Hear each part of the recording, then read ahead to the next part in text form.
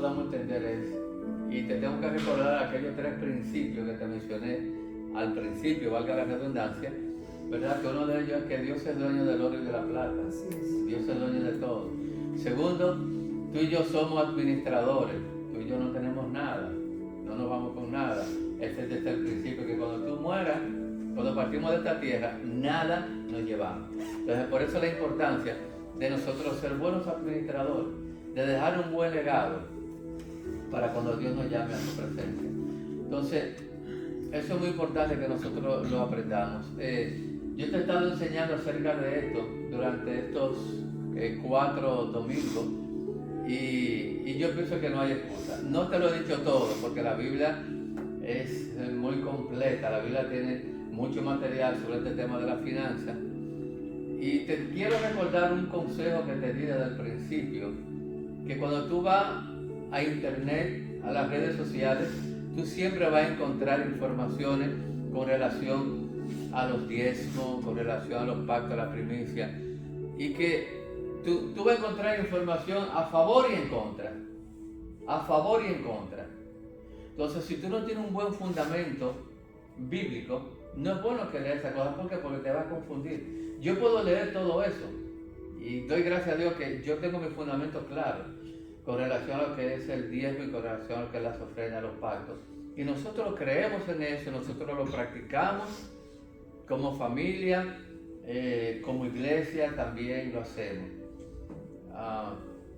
Yo siempre he creído que aquel que pone obstáculos para no creer en el diezmo es porque el dinero ocupa un lugar muy importante en su corazón.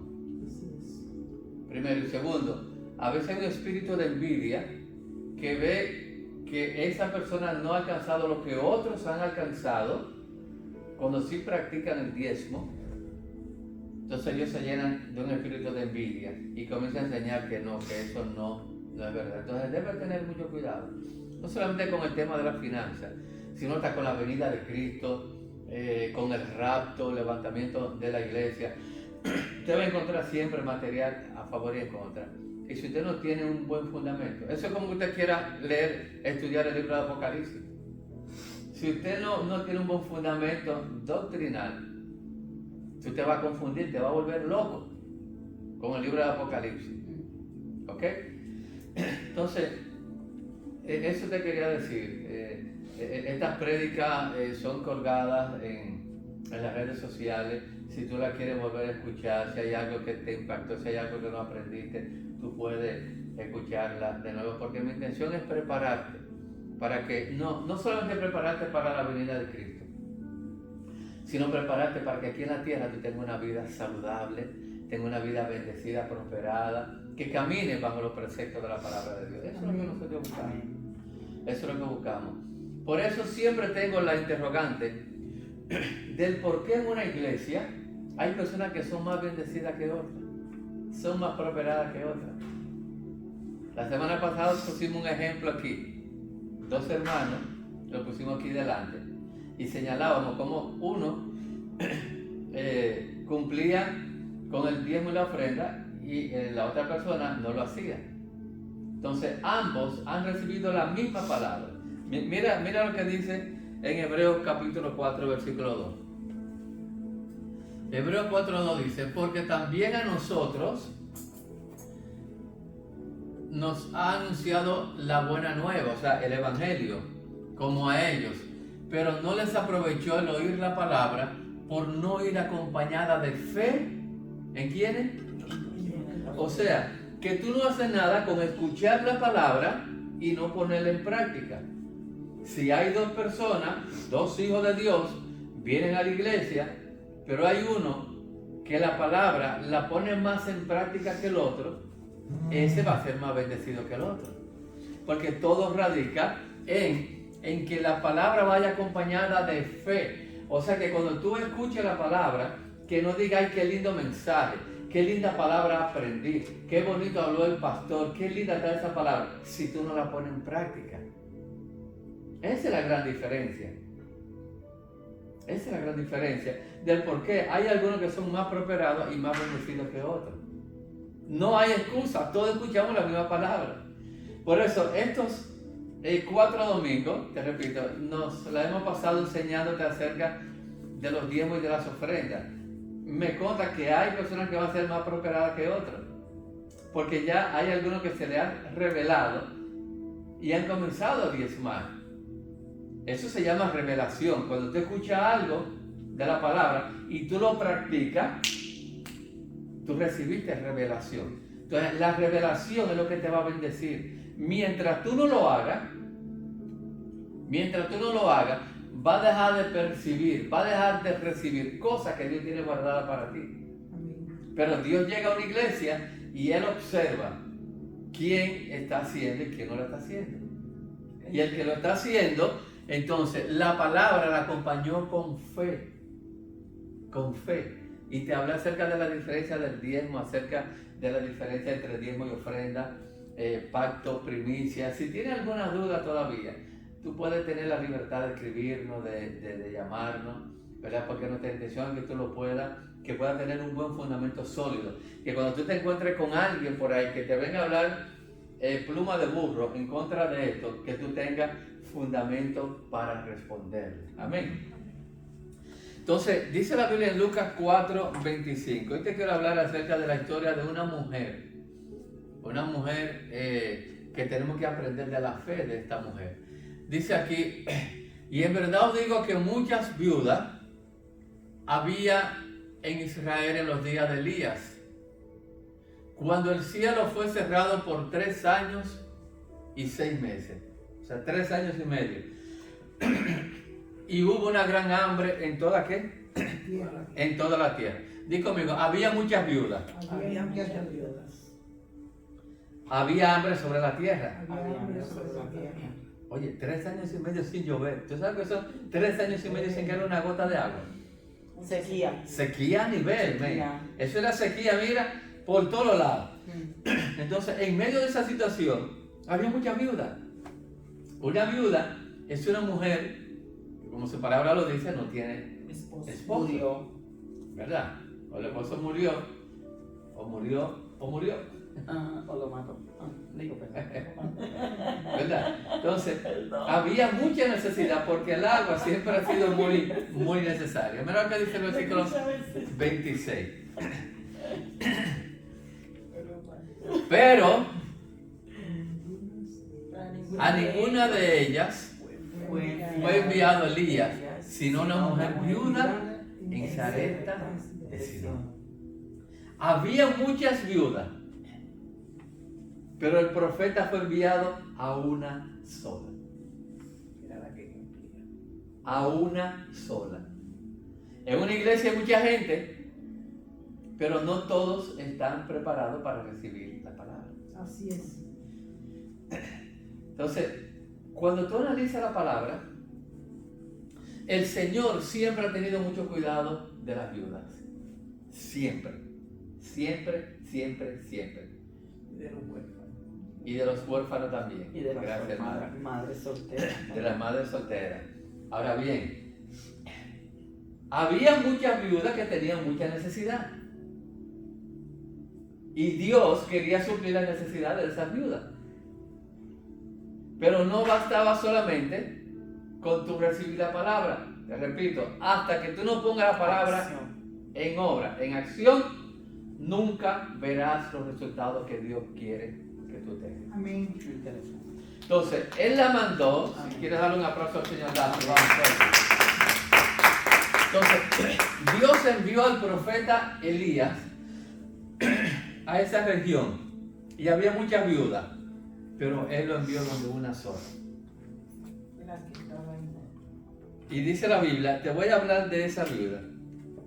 Te voy a hablar del por qué Dios envió al profeta a una sola viuda. Dios conoce el corazón de cada uno de ustedes.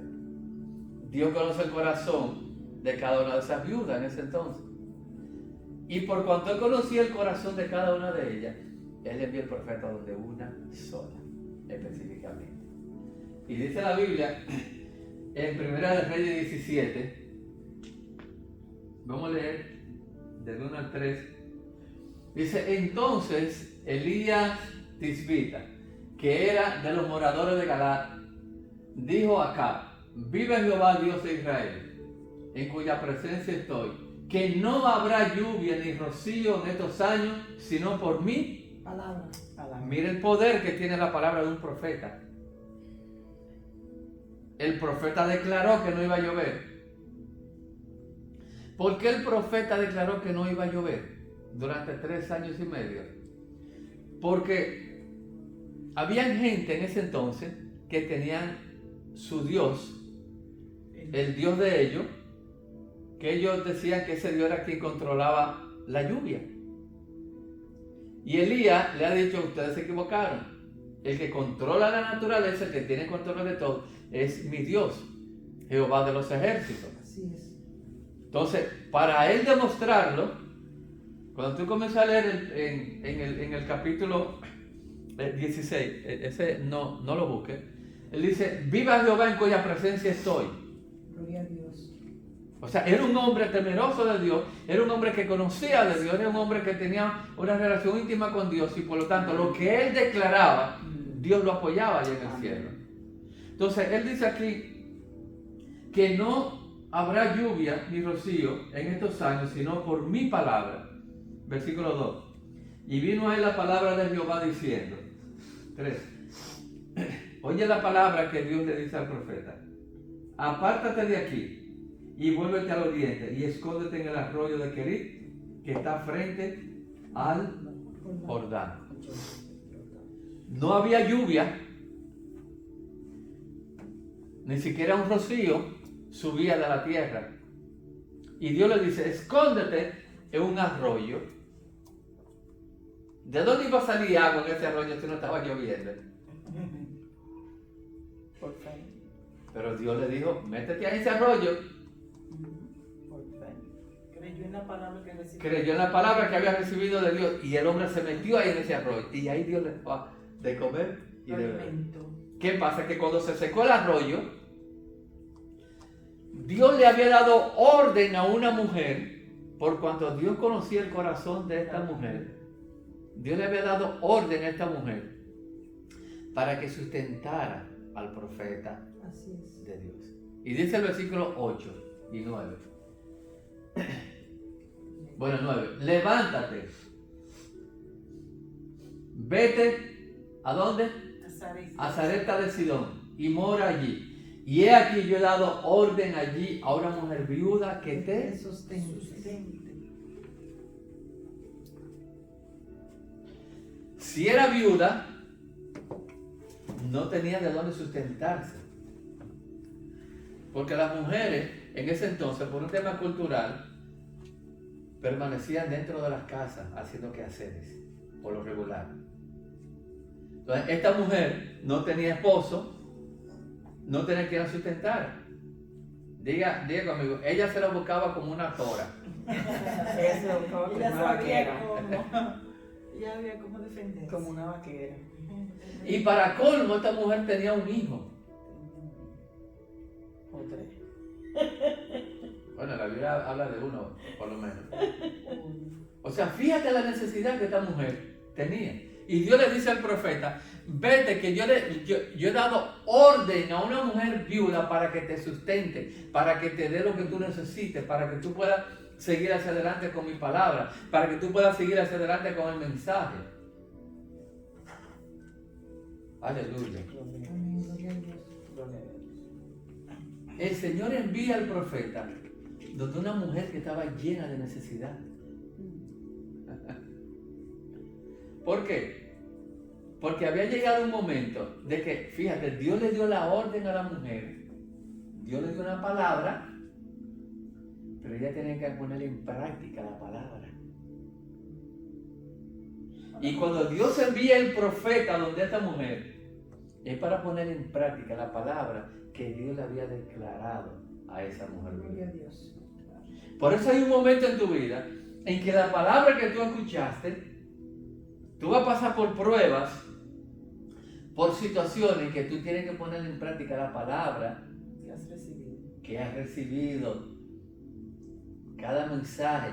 Por eso la importancia que tú copies, que tú anotes, que tú escuches las prédicas. Escudriñes la palabra. Porque esa palabra, dice la Biblia, en una ocasión Jesús le dice a sus discípulos cuando estéis delante de los magistrados, no se preocupen qué van a decir, porque el Espíritu Santo le va a recordar la cosa que yo os he dicho.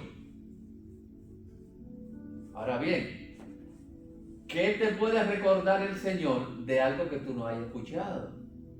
Por eso la importancia de tú retener la palabra. Porque cuando tú retienes la palabra de Dios en tu corazón y en tu mente, cuando llegue el momento de la necesidad, el mismo Espíritu Santo te va a recordar qué palabra tú tienes que poner en práctica ahí.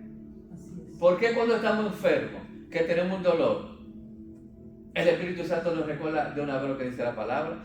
Dice la palabra, impondrán las manos sobre los enfermos y ellos sanarán. Señor, en el nombre de Jesús, yo me impongo las manos creyendo en tu palabra, y tú comienzas a declarar la palabra.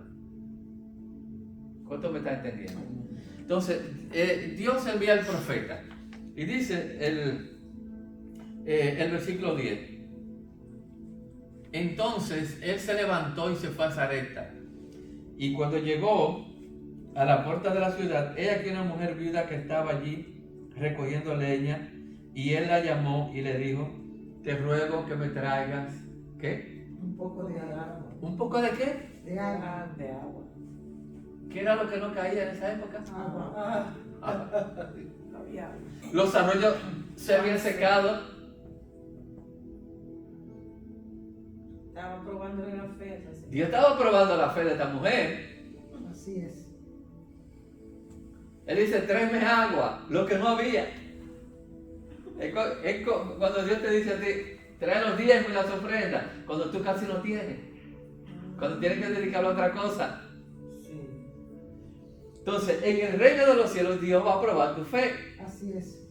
La fe sin obras. Decimos al Señor: te amo, yo estoy loco por ti, Señor, mira, tú eres lo más grande, lo más bello, lo más que sé yo cuánto. Pero a la hora de diezmar y de apretar, ahí entonces hay distancia entre tú y Dios.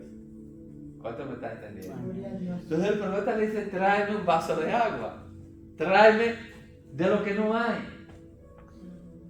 o tráeme de lo poco que tú tienes, porque él no sabía qué cantidad de agua esa mujer tenía ahí.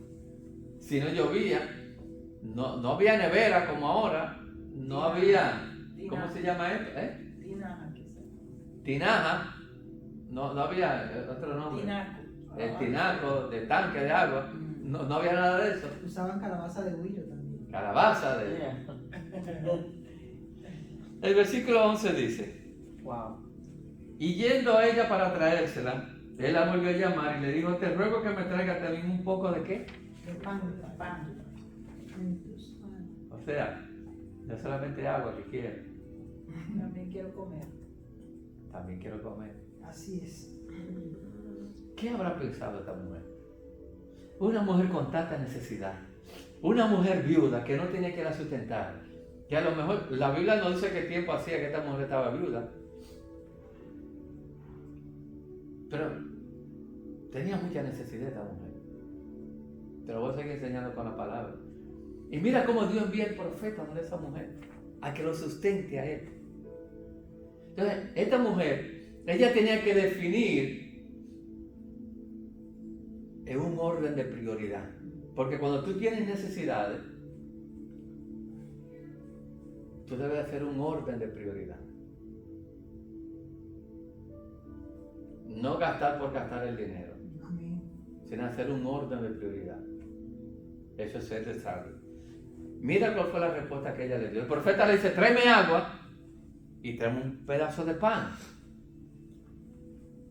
El profeta, ella le dice en el versículo 12, y ella respondió: vive Jehová tu Dios, que no tengo pan cocido. O sea, ella tenía harina.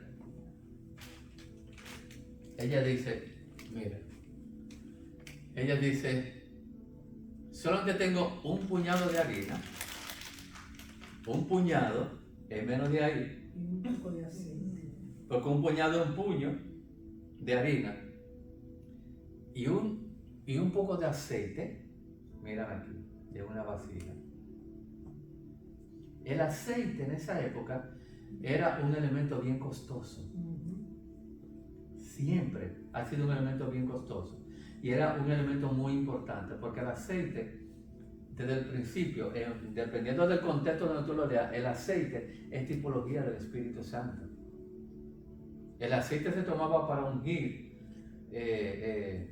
artículos, sobre todo en el tabernáculo de reunión, en el templo, dedicados a Dios. Entonces, ella le dice, solamente tengo un poco de harina, un puñado de harina, en la tinaja, que se ve que la tinaja estaba vacía, porque un puñado de harina en una tinaja es un chin lo que queda, un fondito abajo.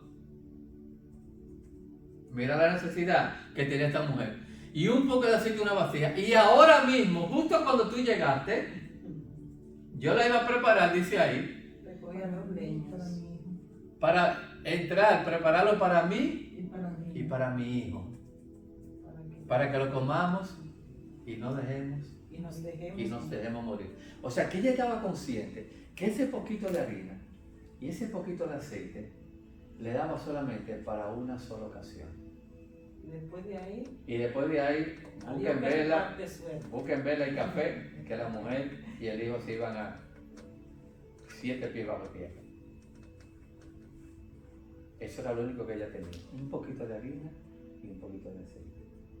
Y justo la necesidad más grande que ella tenía, Dios le envía la palabra para que obedezca.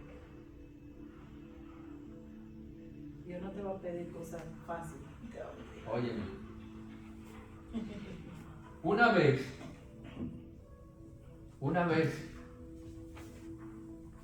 una pareja que se casaron allá en Dominicana,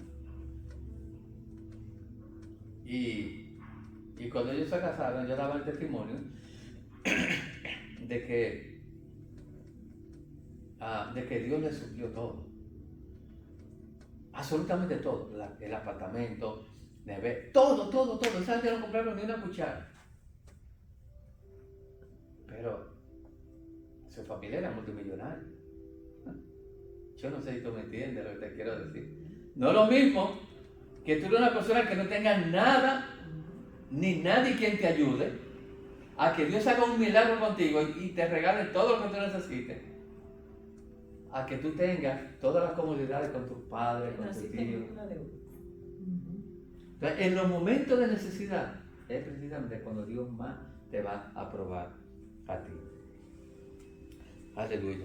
Dice ella, para que lo comamos y nos dejemos ¿qué? Morir. Así piensan muchos de ustedes. Espérate, que esto es lo que yo tengo. Esto es para yo resolver mis problemas. Esto es para yo pagar mis biles. Yo no puedo obedecer eso de que trayendo diezmo. Y yo te he marcado la diferencia. Si tú ganas $1,000, ¿cuánto es el diezmo de $1,000? Dígame. El 10%.